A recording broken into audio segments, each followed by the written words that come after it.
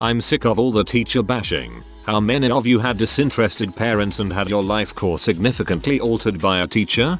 I spent most of my junior year of high school hanging outside my teacher's classroom, trying to work up the courage to tell her I'd been thinking about killing myself. Toward the end of that year, when my dad lost his job and we had to move, my teacher placed the most beautiful letter I've ever read on my desk and asked if I could forward it to my parents. In it, she graciously offered to house me until graduation, almost a full year. I started crying at my desk. With some convincing, my parents accepted, and what followed was the most emotionally educational experience of my life. I don't want to get into details, but her husband and her were much better parents than mine. It's been almost a decade, but I still think of them every day. So I guess what I'm trying to say is, though my parents didn't set the bar very high, I owe my life to my teacher.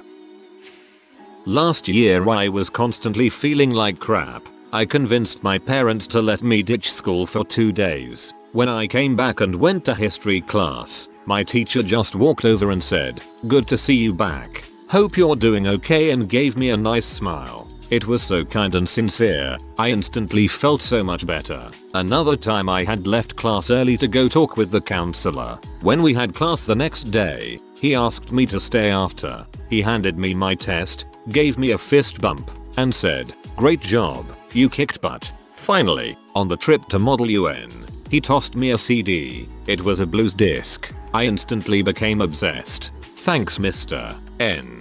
You kick butt." I read that as gave me my first bump, and was like, whoa, I don't think that's what OP had in mind by life-changing influence. My AP Chem teacher, who was a long-term sub, which is a whole other story, may have literally saved my life. She correctly diagnosed my heart condition simply from hearing a list of symptoms, whereas the multiple doctors I'd seen by that time hadn't determined anything despite all the monitors I had to carry around. I know this isn't quite the type of anecdote fitting for this thread, but really, this was just the pinnacle of her awesomeness. I've had a lot of great teachers who I would consider influential or even life-changing, but she was the only life-saving teacher I've had. I had given up halfway through my freshman year in high school. My brain fizzled out. I had 3 more years of balls to go through and I was suicidally depressed. I didn't know what to do. My dad suggested I take new easier classes. He also implied that if I joined choir he would give me $20. Easy choice. I joined choir sophomore year. I thought it would be an easy A and I got $20 out of the deal. Our school had a student teacher teaching alongside our normal choir teacher because he was leaving near the end of the year. The student teacher was the epitome of a jolly fat guy. He looked like Chris Farley and did the best impression of Chris Farley I've ever seen. He took over halfway through the year and I could never have been more happier. He would listen to you and then offer advice. He would pull a single student into his office during downtime just to watch some stupid YouTube video. You could hear his laughter halfway across the school. He'd guide you to places you never thought were possible, while helping you get there. He was the type of person who got an entire room full of 100 choir students quiet to scorn them, then let out the loudest fart imaginable, then start a song immediately afterwards with the biggest crap-eating grin on his face. When we had a song down well enough to just take a day off and do other homework, he could be seen playing his banjo in his office, with his feet on his desk, shoes off, and a blade of wheat dangling out of his mouth. He was the coolest freaking teacher ever, and it changed me from suicidally depressed to optimistic and lighthearted. He got over half of the school to join choir, half of the football team to join, that being a state championship winning one too, at least twice while I was in high school. He turned this run-of-the-mill, goody two-shoes need only apply choir program into something everyone could be amazing at and enjoy. Coolest teacher ever. Changed my life forever.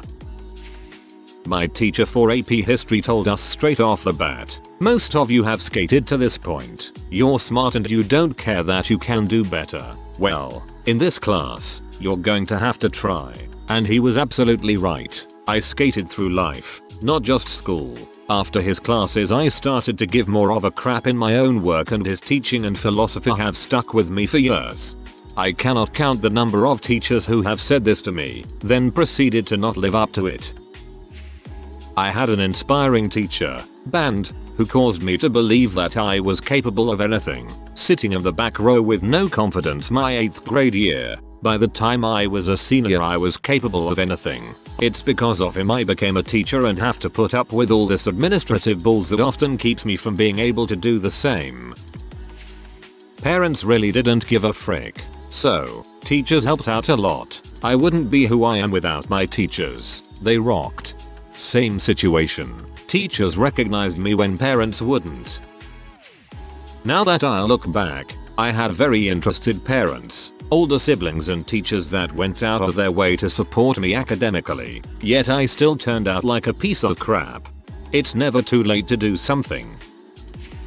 My HSAP chemistry teacher was the best person I have ever known. All of these years later, there are still things that she said that I think about. Like Johnny Utah Busey said, she did not care about the AP test. In fact, she tried to talk anyone out of taking the test. She thought if you were going to be a science major, you should take the class again in college. She was a tough teacher. I have a PhD, and there is only one graduate class that I worked harder in than that AP Chem class. But such a good teacher. My college Chem prof offered me a tutoring position after our first test when he saw my performance. She was the first person that really sat down with me and helped me plan my future. I had great, supportive parents, but they really did not know how to help me plan.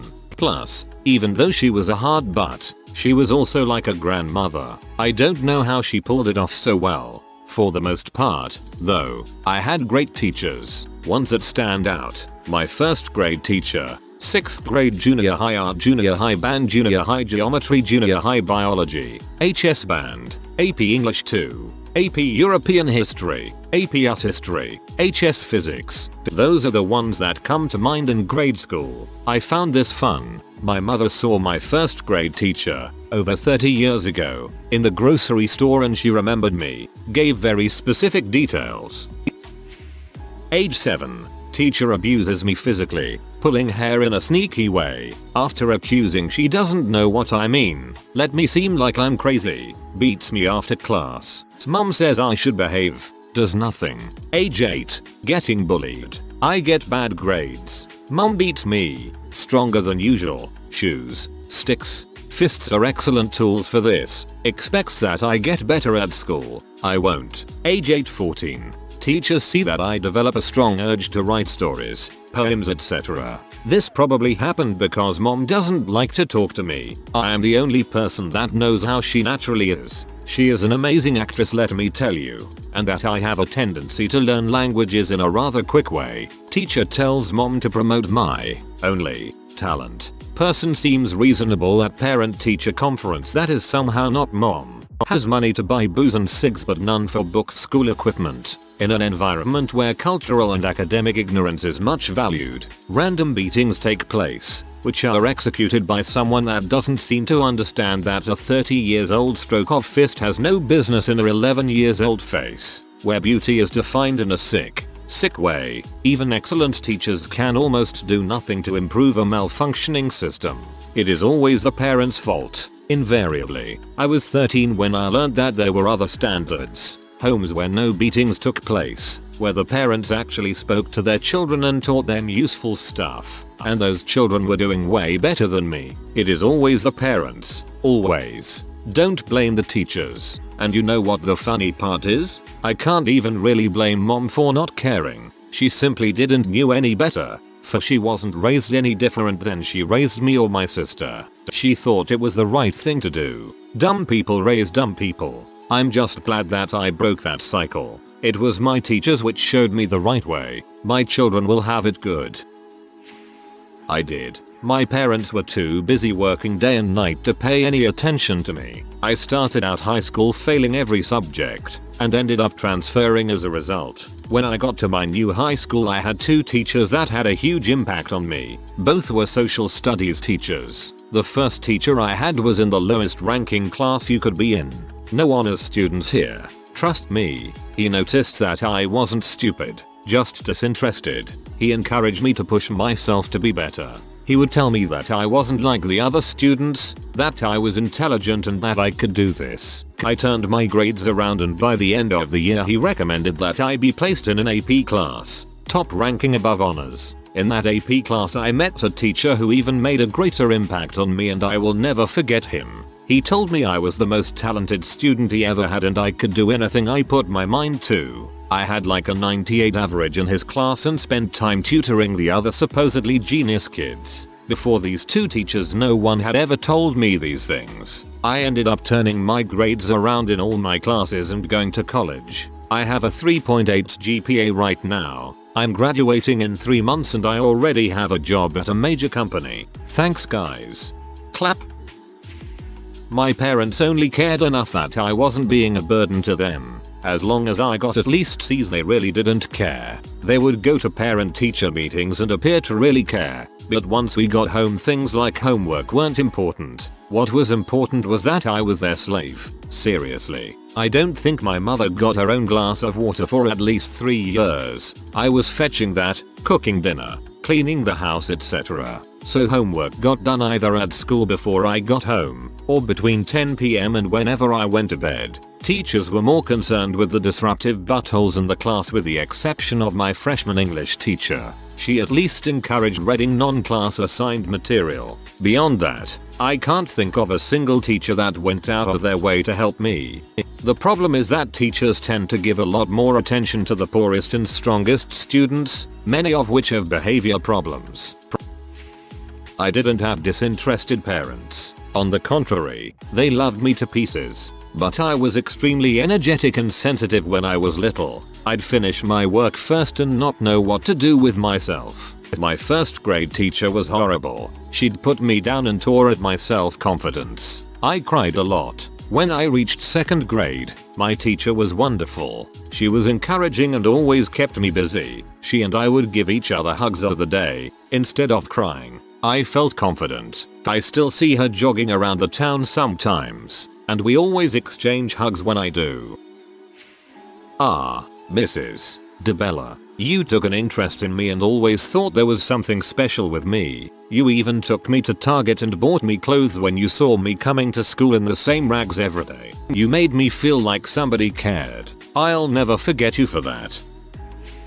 I've been reading Reddit for 2 years now and I finally made an account just to respond to this. My mom is a middle school science teacher and she has worked in some pretty rough schools in the past. When she sees a kid from a bad neighborhood but with a special talent, she tries to get them into a specialty school with scholarships. For example, last year she got a student into a high school for the arts after seeing some of his artwork. She also gives out points for good behavior, turning in homework on time etc and then has a raffle of prizes for the points. She had a student who had a ton of siblings and no money at home and he saw that one of the prizes was a basketball and during the raffle he saved all his points for it and someone else managed to outbid him. My mom bought many basketballs the next prize day and made sure he got one. When she was right out of school she worked in downtown Orlando and many students couldn't afford pens, pencils, paper etc so she managed to get a few office supply stores to donate supplies for her students. She still gets letters from many of her students who have grown up and have kids of their own now. Some teachers really care. I watched my mom work until midnight many nights coming up with the best science experiments, grading papers, and thinking of new ways to get students to actually like science and connect with the material. And most interesting to me, I'm an engineering major now and in my Gen Chem class we did an exact experiment my mom does with her students in middle school. You only need one good teacher to turn a life around, and I truly believe every school has at least one good teacher, but the bad seem to outnumber the good at the moment. But the bad seem to outnumber the good at the moment. Perhaps that's just because the teachers proportionally represent the population. My first grade teacher taught me the most important lesson of my life. To introduce our MLK Junior unit, she set up an in-class simulation where she separated 4 students and called them stupid and idiots for not doing well on their math exams. They were forced to sit in the corner, excluded from the rest of the class while we planned a party in which they wouldn't be allowed to take part. I was bothered by the transformation I saw in my teacher and my fellow peers. At first they looked at the 4 excluded students with concern.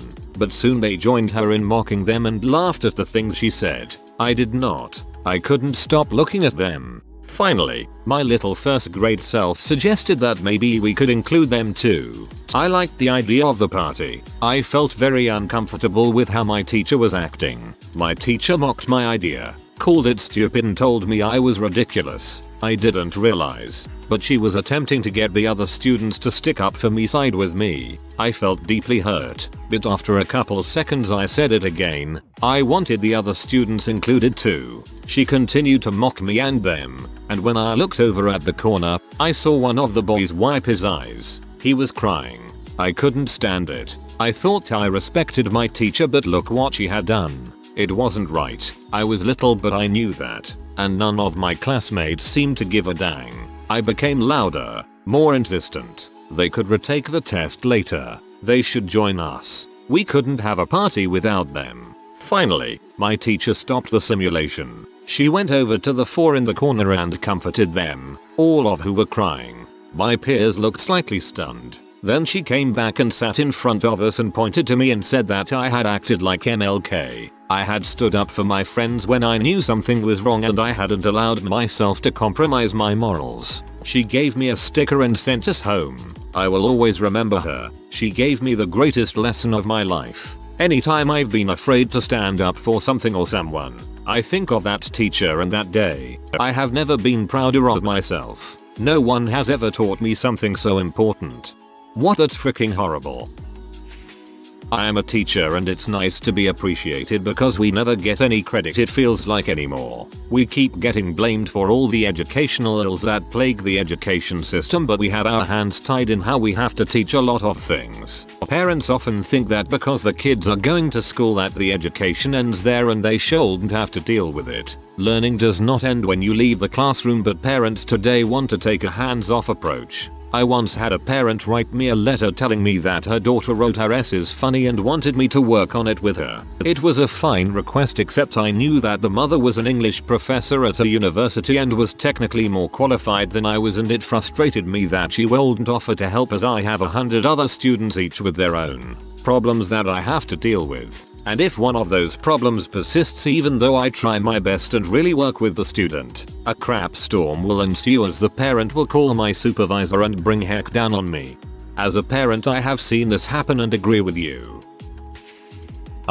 You don't need to be a teacher to significantly alter the lives of youth. Volunteering, i.e. Big Brother Sister programs, coaching, tutoring, etc. Anyone has the potential to be a positive presence for the younger members of the community. A lot of teachers are great and do have an impact on their students. It's a paid job well done.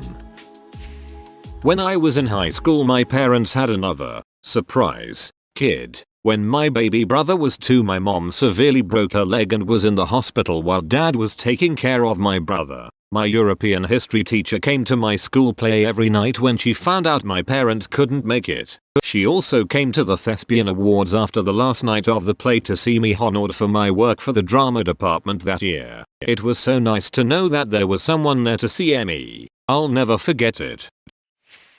My parents never really encouraged me. They just told me to do better. I mostly have my 2nd grade teacher to thank for where I am today. She even sent me a card when I graduated from high school. Strange that she still had my address, but it shows that she was a very caring teacher. Now retired, I now have a degree in computer engineering and the future is looking bright. Is teacher bashing really an issue? I think for the most part teachers get a good amount of praise for their hard work, especially the ones that really deserve it. Am I just ignorant to the problem of teacher bashing? I've never come across it in a wide scope. I love teachers, so much so I'm becoming one myself. I believe that one good teachers can make all the difference in the world to a single student. I want to be one of those teachers. I'm kind of the same as everyone else posting here. I was basically a B student through elementary, junior high and freshman year of high school. But my 9th grade English teacher took it upon himself to recommend I get placed in his AP course. Now I'm currently taking all AP courses, have straight A's and care more about my own education. Glad you learned something. My parents were parents first. friends second as I got older. Not something I see a lot of today. In other words, they beat my butt when I did something bad, expected me to learn and be responsible, helped me when I needed help, and didn't coddle me. My dad taught me that life is not fair, and you need to work for what you want, and nothing is free. Told me to get the frick out of the house at 18 if I wasn't going to college. Then I joined the military, saw the world and how fricked up it is, and realized I had the benefit of very involved parents who cared and how lucky I was to be born in the US and that freedom is not free. I've had several outstanding teachers in my lifetime, but most were there just to do a job. The teachers are not paid nearly enough for what they do, but neither are most good cops or other public servants in comparison to sports figures or CEOs. And I get it. The current crap in Wisconsin, Ohio is an attack by the rich against the working class. I love the 1880s robber barons by using their Republican Tea Party stooges. But the governments are broke because we have not been taxing the rich like we should be. They have outmaneuvered the tax laws and governments with their lobbyists, so they are trying to frame it as public workers who are getting too much. But we got a good crop of non-critical thinking sports watching drones here in America. Both parents too busy trying to make money at a living wage that has not kept up with CEOs' pay. I do have hope for the transparency that the whole WikiLeaks Arab revolt might provide, but the string pullers that we have in this country don't like it when people think, because they lose their power base over the ignorant suckers, birthers, moral majority, religious whackers etc. Parents are a problem, but excellent educators can still make a big difference. Parents are a symptom. Culture is the problem. When educated people are vilified as the liberal elite or for being nerds or for acting white, it dissuades kids from becoming educated. Disinterested parents are just another generation whose culture failed them.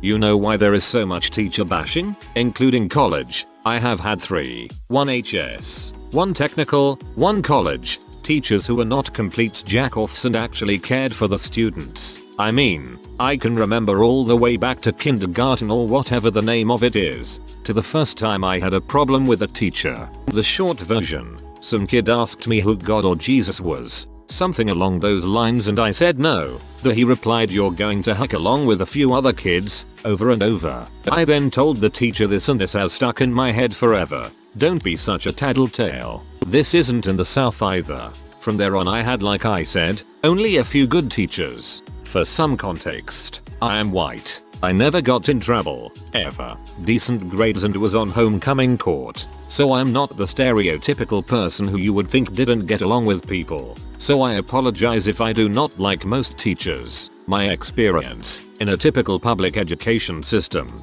fuels this. The anti-union sentiment in our country is just another indicator of how stupid we have become. We are willing to turn on institutions that support the middle class than face the real problems in our economy, and those who are against pensions should be against social security, too. But I am not going to start on that. Let me focus only on teachers. Teachers work their butt off, and I am sure there are a few examples of teachers who slack off and or do reprehensible things, but they are few and far between. Most teachers work over 8 hours a day. Most teachers serve as a role model to kids who have none, and most don't do it for the money. If you keep taking away benefits from teachers, you won't draw in good talent. Look at Finland, whose test scores rank among the highest in the world. How do they stay successful? They pay and respect their teachers. As a result, the best and brightest apply for positions. And before people say that the US does poorly when ranked with other countries, consider this: the US educates everyone.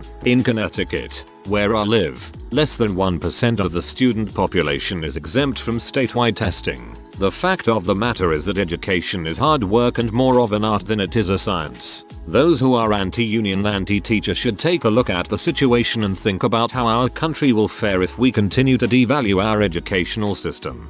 It is possible to be anti-teachers union and pro-teachers. Of course, I am defining teacher as good teachers. The bad teachers need to find new careers. If you are new to the channel, you can subscribe. I publish new videos every day. Until then, check another video.